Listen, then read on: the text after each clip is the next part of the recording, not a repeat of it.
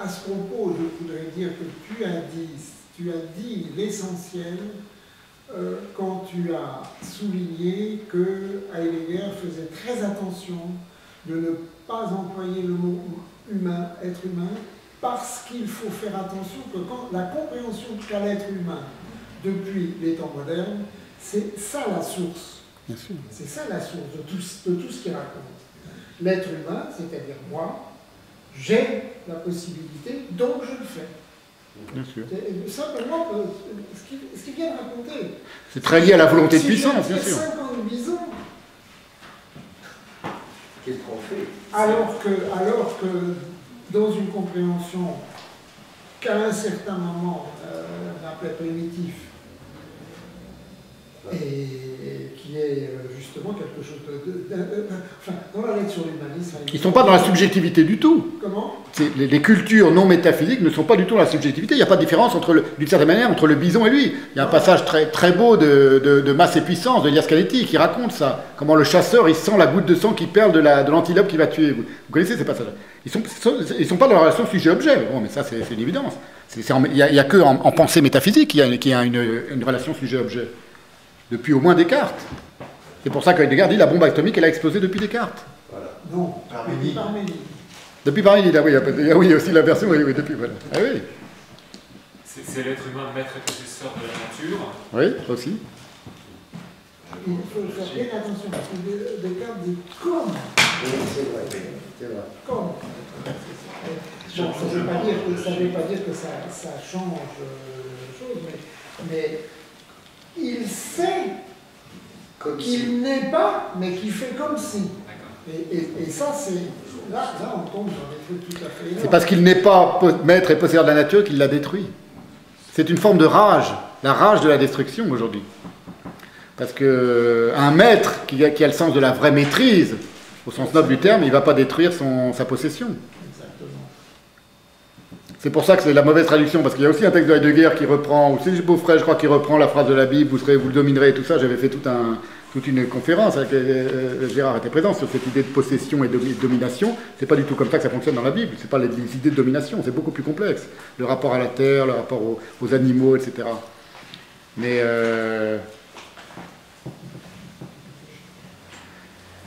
Quand même, je ne voudrais pas être pédant, mais il me semble que si on arrivait à repenser tous, tout simplement ce fameux être au monde dont parle Heidegger dans Sein und Zeit, il me semble quand même qu'on aurait un tout autre rapport justement, et que je ne vois pas d'autre issue, autrement. Cette coloration toute particulière ne s'institue pas en face de quelque chose. C'est ce qu'il dit dans les Beiträge, d'une certaine manière, ce que vous êtes en train de dire, à savoir qu'il n'y a que par la pensée qu'on pourra faire advenir le Dieu qui viendra nous sauver. Et c'est pas de l'optimisme. Hein. Je sais pas, mais j'ai pas lu les Beiträge comme un texte très optimiste. Hein. C'est pas cette manière de réenvisager l'ensemble de la question, pour le dire vulgairement, c'est pas facile, c'est pas évident, ça ne se fera que par ceux qui sont à venir, c'est pas maintenant, et qui va dire comment ça se fait et de quelle manière, ça reste un questionnement. C'est compliqué la question du dernier Dieu, on va très vite sur ces questions-là et tout ça, bon, parce que là il s'agissait vraiment de montrer que Travnik n'y avait rien compris, mais c'est pas facile comme question. Hein. C'est très complexe, c'est très, très puissant et très subtil. Et c'est pas du tout un Dieu, la parousie, un Dieu divin qui viendrait comme ça descendre du ciel pour nous sauver. C'est pas la... Vous vous souvenez le mot d'effroi qui ouvre justement le livre? Oui. C'est non plus l'étonnement, mais l'effroi. Il faut le prendre vraiment à la lettre. Absolument. Il me paraît tout à fait clair que tant que l'humanité, globalement, n'aura pas fait l'expérience de la catastrophe imminente, au fond, c'est l'épée de Damoclès. Et si on ne pense pas à la situation du monde aujourd'hui de cette façon, il est clair que les gens ne vont pas se réveiller. Voilà. Au contraire, les Chinois, il y a 350 millions de gens de classe moyenne, donc ils commencent à avoir une voiture, etc. etc. Donc l'Inde, ça va être pareil, etc. etc. Donc le moment où tout d'un coup ça va bloquer, non, ce que dit Heidegger dans les apports, c'est tout à fait étonnant, parce que c'est cette idée justement que en l'absence le mot Schrecken, Entsetzen, c'est des mots absolument effrayants. Entsetzen, c'est le fait de ne pas pouvoir rester à l'endroit où on est. Ah oui. C'est exactement la situation du tremblement de terre. Quand il y a un tremblement de terre, les gens courent. C'est ça. Et c'est ça, Entsetzen. On dit terreur, effroi, horreur, etc. Non, mais c'est vraiment un mouvement. C'est un mouvement. Il faut que ça mette les gens en mouvement. D'accord. Mais le moment infiniment dangereux, c'est qu'au moment où a lieu cette expérience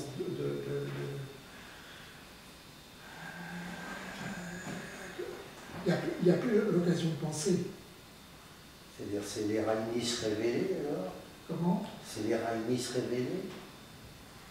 Advenus? Non, Ou il pas? ne peut être que penser. Ben oui. Hein. En tout Oui, cas, peut-être que c'est penser. Il ne peut bien être de que ça qu'on penser. s'en prend actuellement. Dans la question des carnets noirs, que presque personne n'a lu, que tout le monde a déjà condamné, et qui permettent par contagion de condamner tout Heidegger, l'enjeu c'est bien de nous empêcher de lire et de penser. Exactement. Et l'action, l'agir pour faire face à la situation du danger en lettres ou de l'effroi, de tous ces mots qui ne sont pas de 20 mots, ce sont des mots qu'il faut prendre tout à fait à la lettre. J'en suis tout à fait d'accord avec ce que vient de dire François Fédier, parlant de danger et de terreur et de Entsetzen, ce qui fait reculer d'effroi. La planète nous fait reculer d'effroi.